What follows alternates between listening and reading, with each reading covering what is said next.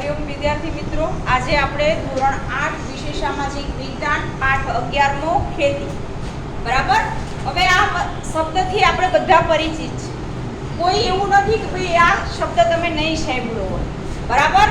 આજથી એમ કહેવાય કે જ્યારે આદિમાનવથી આપણે જોઈએ કે વર્તમાન સુધી, બરાબર, આ જે બી સમયગાળો છે એ સમયગાળાની અંદર એમ કહેવાય ખેતી એ આપણો મુખ્ય વ્યવસાય છે.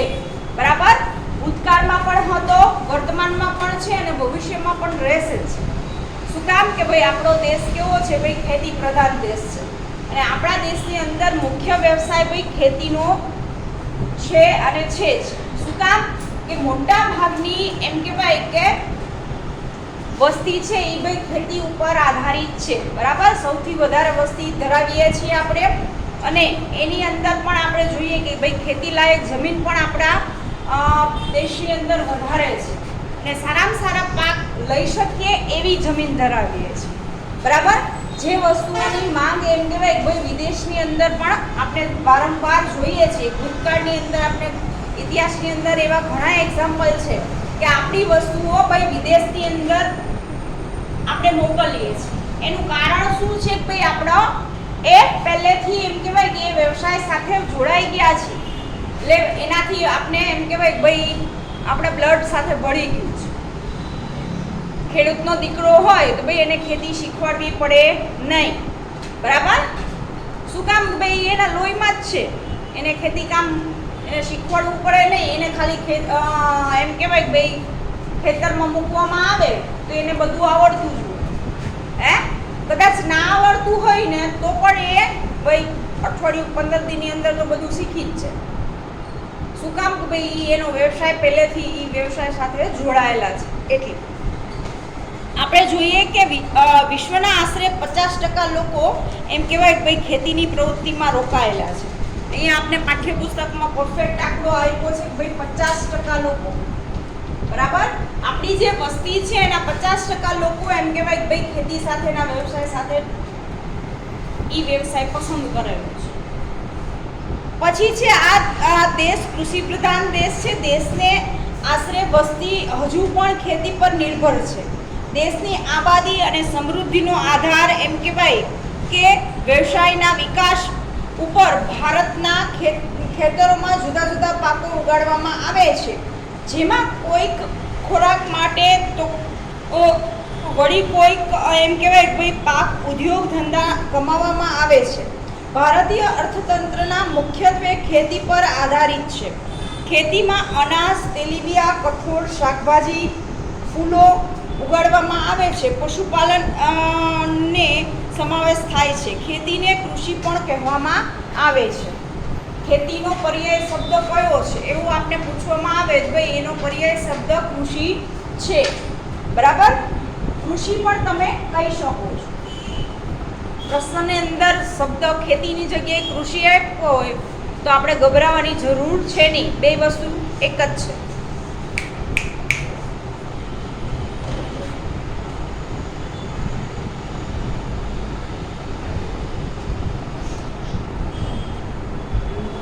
અહીંયા તમને આપ્યું છે કે ખેતી ભારત દેશની અર્થવ્યવસ્થાની જીવનરેખા કેમ ગણાય છે.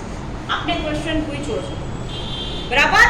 એ શું કામ ગણાય છે? અહીંયા મેપ દ્વારા આખો એમ કહેવાય કે ભાઈ કૃષિ કેટલી જગ્યાએ છે એ આખો મેપ આપેલો છે. બરાબર. કેટલી જગ્યાએ ભાઈ ખેતી થાય છે એ વસ્તુ તમારે જોવાની. પાઠ્યપુસ્તક નંબર 74 ઉપર આપેલું છે કૃષિ યોગ્ય જમીન.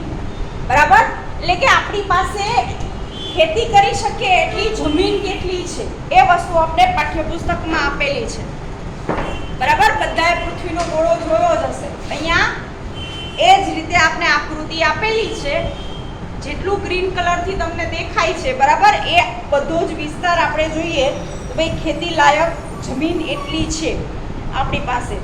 બરાબર. દરેક દેશની અંદર આપણા ભારત દેશનો નકશો તમે જોશો, બરાબર, એ નકશાની અંદર જો મોટા ભાગનો જે વિસ્તાર છે એ ભાઈ બધી જમીન આપણી ખેતી લાયક જમીન છે.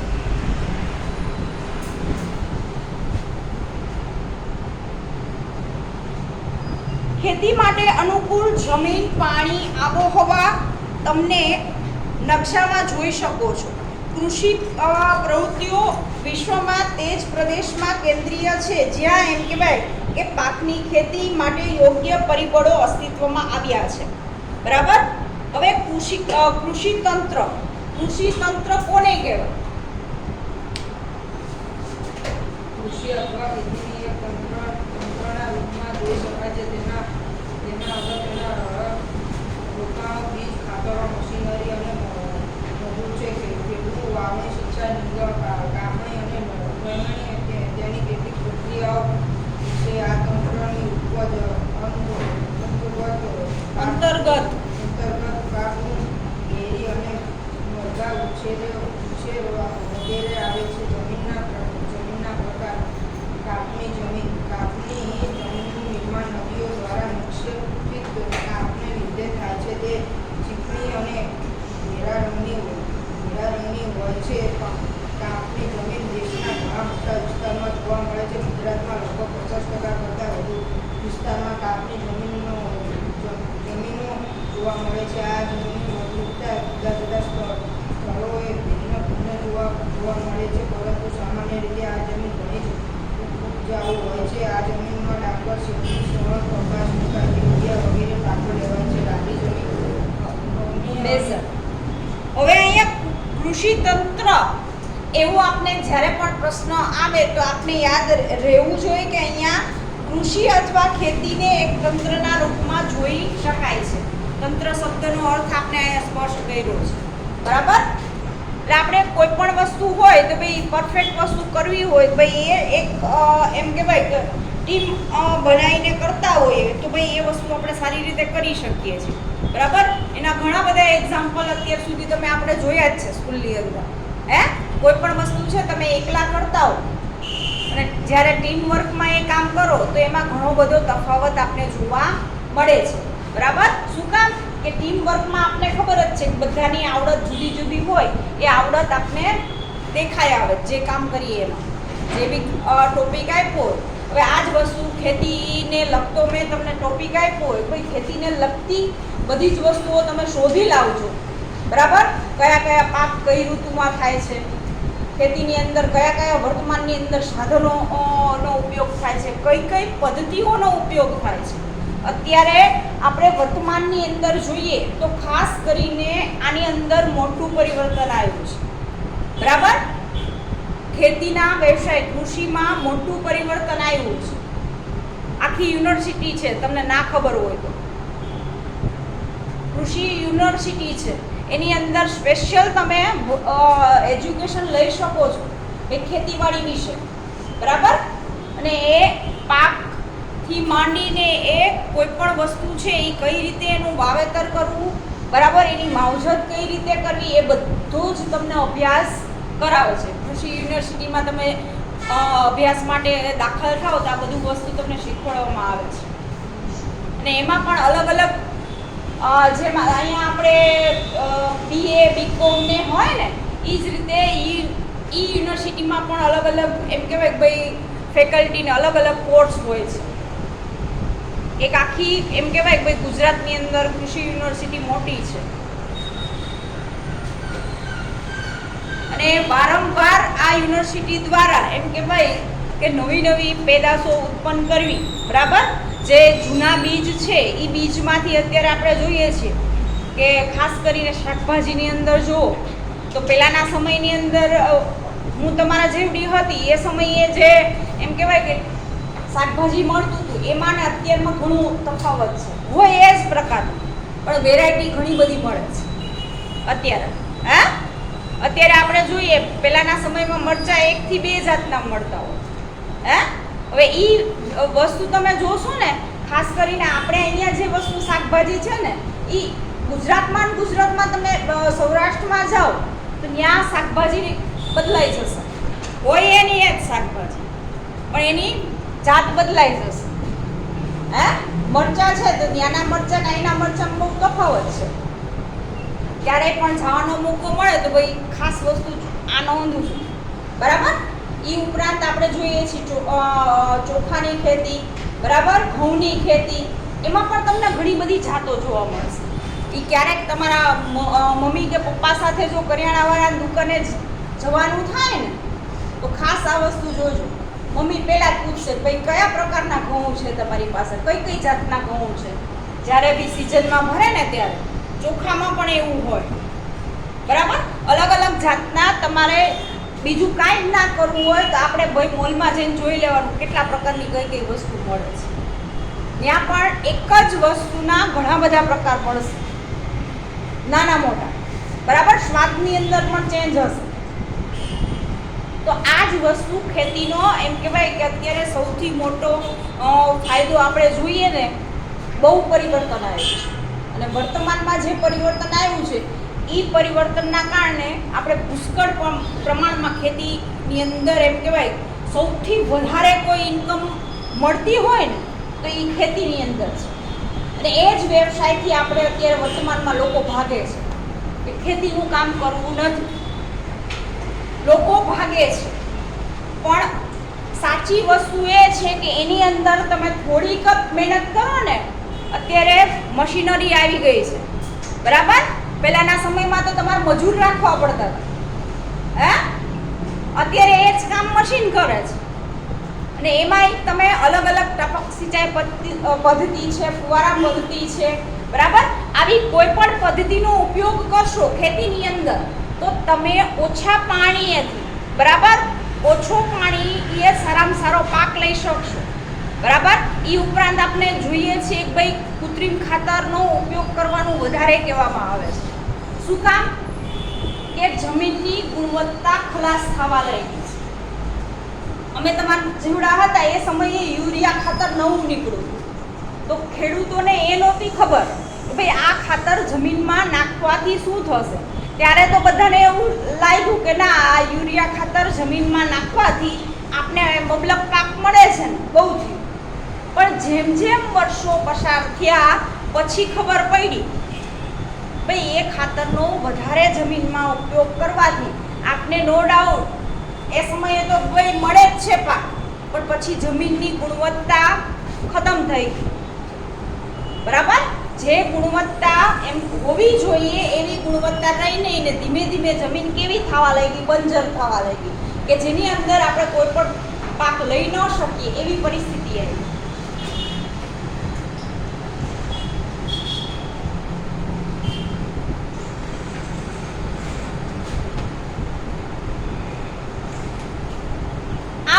થવાનું કારણ શું છે ખબર છે કોઈને? વિજ્ઞાનમાં આવી ગયું છે, આગળના ધોરણમાં કોઈને ખબર હોય, યાદ રહ્યું હોય તો. યુરિયા ખાતર નાખવાથી જમીન બંજર થઈ ગઈ, પણ એનું કારણ શું હતું? એની પાછળ એક કારણ છે. જમીનનો મિત્ર કોણ છે એ ખબર છે? અળસિયું. તો યાદ આવ્યું કોઈને કઈ?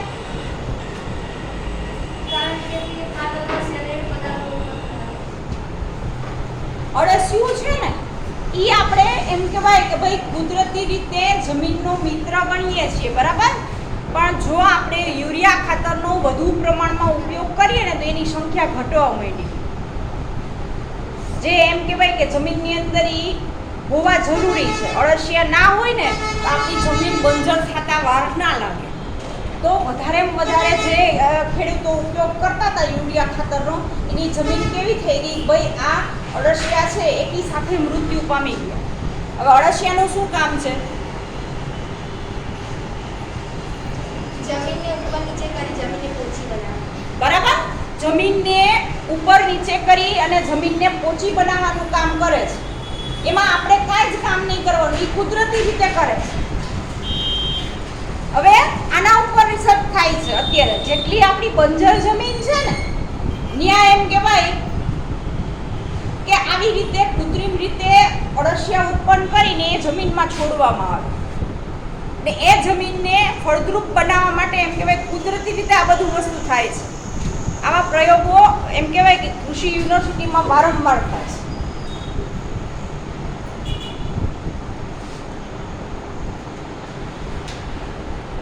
બોલતો આગળ. રાતી જમીન આગ્નેય અને રૂપાંતરિત ખડકો ધરાવતા ક્ષેત્રોમાં રાતી રાતી જમીન આવેલી છે. લોહ તત્વ અને અન્ય સેન્દ્રિય તત્વોને લીધે આ જમીનનો રંગ રાતો દેખાય છે. ઊંડાઈએ જતાં તે પીળા રંગમાં ફેરવાઈ જાય છે. આ જમીન પ્રમાણમાં છિદ્રાળુ અને ઉપજાઉ હોય છે. આ પ્રકારની જમીનમાં બાજરી, કપાસ, ઘઉં, જુવાર, અળસી, મગફળી, બટાકા વગેરે પાક લેવામાં આવે છે. ઓકે, આગળ. કાળી જમીન. આ જમીન ચીકણી અને કસવાળી હોય છે. આ જમીનની ભેજ સંગ્રહણ શક્તિ ઘણી વધારે હોય છે. જ્યારે ભેજ સુકાય ત્યારે તેમાં ફાટો કે તિરાડો પડી જાય છે. આ જમીન કપાસના પાક માટે વધુ અનુકૂળ છે. તેથી જ તો તે કપાસની કાળી જમીન તરીકે જાણીતી બની છે. આ જમીન રેગુર નામે પણ ઓળખાય છે. આ પ્રકારની જમીનમાં કપાસ, અળસી, સરસવ, મગફળી, તમાકુ અને અડદ જેવા કઠોળ વર્ગના પાકો લેવામાં આવે છે. પડખાવ કે હવે અહીંયા આપણે જમીનના પ્રકાર આપ્યા છે. ભાઈ કાપની જમીન આપેલી છે, રાતી જમીન છે, કાળી જમીન છે, પડખાવ કે લેટેરાઇટ જમીન છે, રણ પ્રકારની જમીન છે, પર્વતીય જમીન છે, જંગલ પ્રકારની જમીન અને દલદલ કે પીટ પ્રકારની જમીન. અહીંયા આપણે જમીનના 8 પ્રકાર આપ્યા છે. બરાબર? 8 પ્રકાર આપણે કમ્પલસરી યાદ રાખવાના છે. મોટા મુદ્દાસર પ્રશ્નની અંદર આવી શકે છે. ભાઈ જમીનના પ્રકાર જણાવો તો આ 8 પોઈન્ટ આપણે લખવાના રહેશે. બરાબર?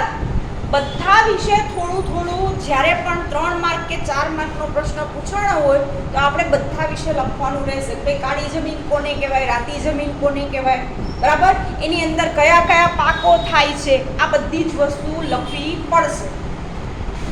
આપણે આગળ જોઈએ પડખાવ કે લેટેરાઇટ જમીન. વધુ વરસાદને કારણે તીવ્ર ધોવાણના ક્ષેત્રોમાં પડખાવ જમીન તૈયાર થાય છે. વધુ વરસાદને કારણે જમીનના ઉપરના સ્તરમાંથી પોષક તત્વો ધોવાઈને નીચેના સ્તરમાં ઉતરે છે. તેનો લાલ રંગ ધો અક્ષરદાનની કારણે હોય છે. કેટલીક જગ્યાએ નદી ઉપરની સપાટી સુકાઈ જવાથી એ શક્ત થઈ જાય છે. ત્યારે આવી પરિસ્થિતિએ જમીન ખેતી યોગ્ય રહેતી નથી. દ્રવ્ય પ્રમાણ ઓછું હોવાથી આ જમીન ઓછી ફળદ્રુપતા ધરાવે છે. પણ તેમાં ખાતર નાખીને કપાસ, ડાંગર, રાગી, શેરડી, ચા, કોફી, કાજુ વગેરેનું કામ કરે છે. ઘણા પ્રકારની જમીન આ જમીન સૂકી અને અસૂકી આબોહવાની પરિસ્થિતિમાં જોવા મળે છે. આ જમીન દેદાર અને ઓછી ફળદ્રુપ હોય છે. તેમાં દ્રવ્ય સારનું પ્રમાણ વધારે છે. સિંચાઈની સુવિધાઓમાં તેમાં બાજરી, જુવાર અને ચોંટિયા હોય છે. આ પ્રકારની જમીન રાજસ્થાન, ગુજરાત, હરિયાણા અને દક્ષિણ બંગાળમાં જોવા મળે છે. ગુજરાતના આ પ્રકારની જમીન સૌરાષ્ટ્ર અને ઉત્તર ગુજરાતના કેટલાક વિસ્તારમાં આવેલી છે. બેસો. અહીંયા દરેક જમીનની અંદર જોજો દરેક વસ્તુની એક પાક. દાખલા તરીકે અહીંયા કાળી જમીનનું એક્ઝામ્પલ આપ્યું છે. ભાઈ એની અંદર કપાસ છે, મગફળી છે, બરાબર? આવા પાકની વધારે ખેતી થાય છે. ખાસ કરીને આપણે જોઈએ સૌરાષ્ટ્રનો તમે આખો વિસ્તાર લઈ લેશો તો ત્યાં આખા વિસ્તારની અંદર કાળી જમીન આવેલી છે ને ત્યાં આ બધા જ પાક પુષ્કળ પ્રમાણમાં થાય છે. અત્યારે તમે કદાચ એ બાજુ જવાનું થાય તો મોટા ભાગના ખેતરની અંદર તમને મગફળી છે, કપાસ છે, બરાબર? આવી જ ખેતી તમને ત્યાં વધારે જોવા મળશે. એ ઉપરાંત હવે એની અંદર પણ પરિવર્તન આવ્યું છે. હવે લોકો બાગાયતી ખેતી કરે છે, બરાબર? આપણે જોઈએ છીએ ફળો છે, શાકભાજી છે, એના એમ કહેવાય કે આખા ખેતરની અંદર એ એમ કહેવાય કે વાવી દેવામાં આવે છે અને એ આખું વર્ષ નહીં પણ 6 મહિના કે 4 મહિના કે 5 મહિના એ ખેતી કરવામાં આવે છે. ખાસ કરીને શેરડીનો પાક પણ એમ કહેવાય કે કાળી જમીનની અંદર સરળતાથી આપણે ખબર જ છે કે સૌથી વધારે પાણી કોઈ વસ્તુને જોતું હોય ભાઈ એવા શેરડીનો જે પાક છે એને પાકતા પણ વાર લાગે છે અને સૌથી વધારે પાણી ભાઈ શેરડીને જોઈએ છે અને વધારે સમય લાગે છે અને પાકવા માટે એ ખેતી કરવી હોય એ ભાઈ અઘરું કોઈ કામ હોય ને તો ભાઈ શેરડીનું વાવેતર કરો, બરાબર? શેરડી વાવી દીધા પછી તરત જ ઉગી જતી નથી એને સમય લાગે છે ને બહુ વધારે સમય લાગે છે.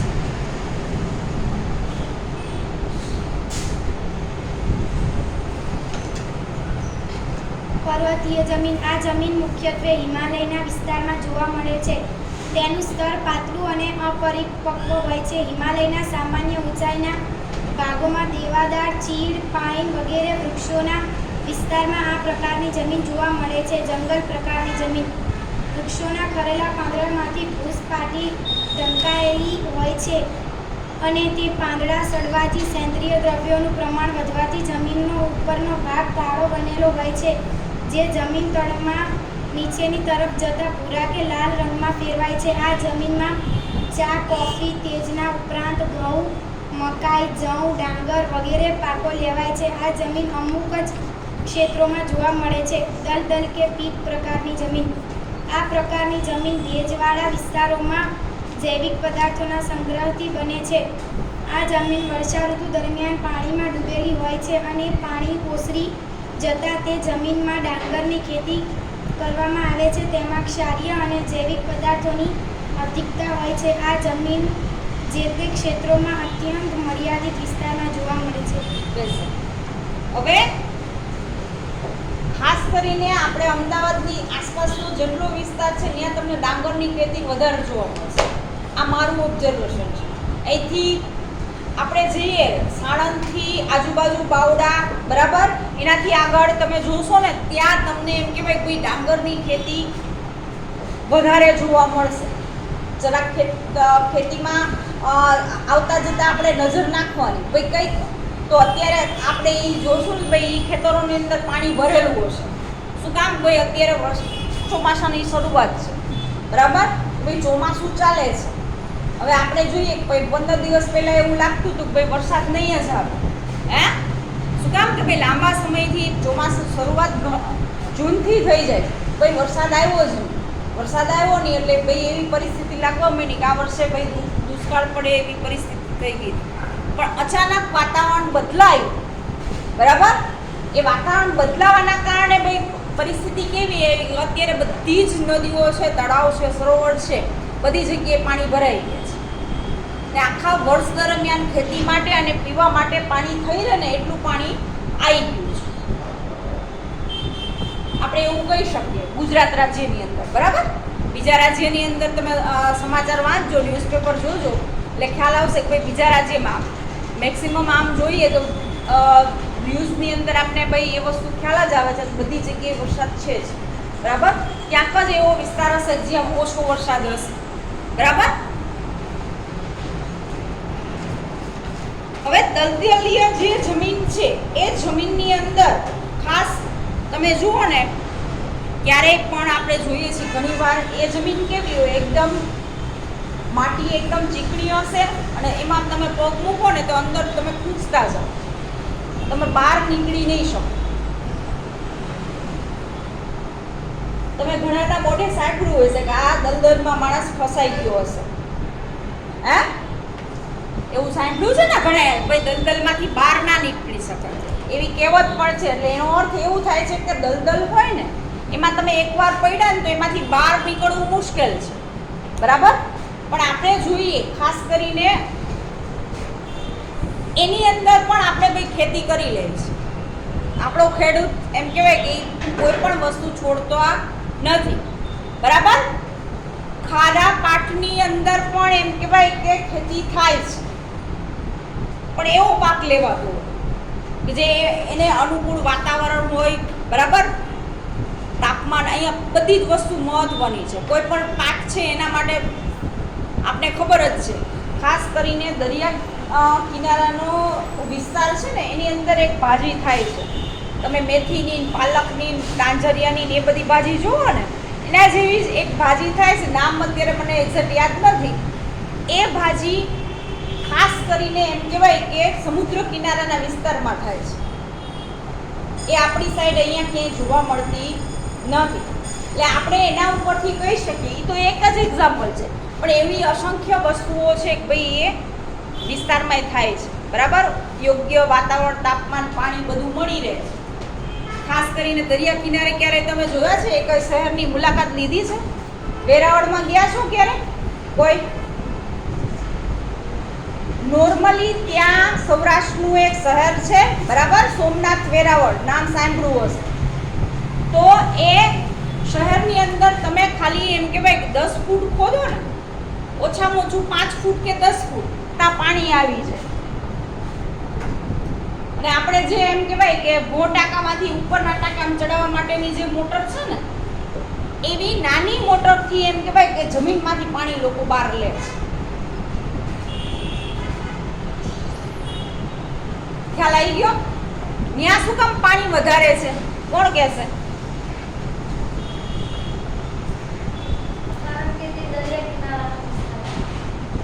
દરિયો નજીક છે, બરાબર? એ પાણી કેવું આવે છે? થોડું એમ કહેવાય કે ભાઈ પીવા લાયક નથી હોતું, બરાબર? ખારાશ પડતું જ હોય છે. તમે કોઈ પણ જગ્યાએ પાણી ખોદો તો ભાઈ પાણી નીકળશે જલ્દીથી, બરાબર? અત્યારે આપણે જોઈએ કે અહીંયા અમદાવાદમાં ખોદવું હોય તો કેટલા ફૂટ જવું પડે? કેટલા ફૂટ જમીનમાં જવું પડે ત્યારે પાણી આવે છે? 80 ફૂટ ઓછામાં ઓછું, બરાબર? એનાથી પણ વધારે આપણે ઘણી જગ્યાએ જવું પડે છે, બરાબર? ખાસ કરીને તમારા ફ્લેટનો બોર કેટલા ફૂટનો છે ને એ કોઈને પૂછજો એટલે તમને ખ્યાલ આવશે કે ભાઈ અહીંયા આપણે કેટલા ફૂટ નીચે જઈએ છીએ ત્યારે પાણી મળે છે આપણને. તો આ બધી જ વસ્તુ કોને આધારે? ભાઈ વાતાવરણ, જમીન, આ બધી જ વસ્તુ એના ઉપર આધાર રાખે છે, બરાબર? તો ખેતી પણ એ જ વસ્તુ ઉપર નિર્ભર છે.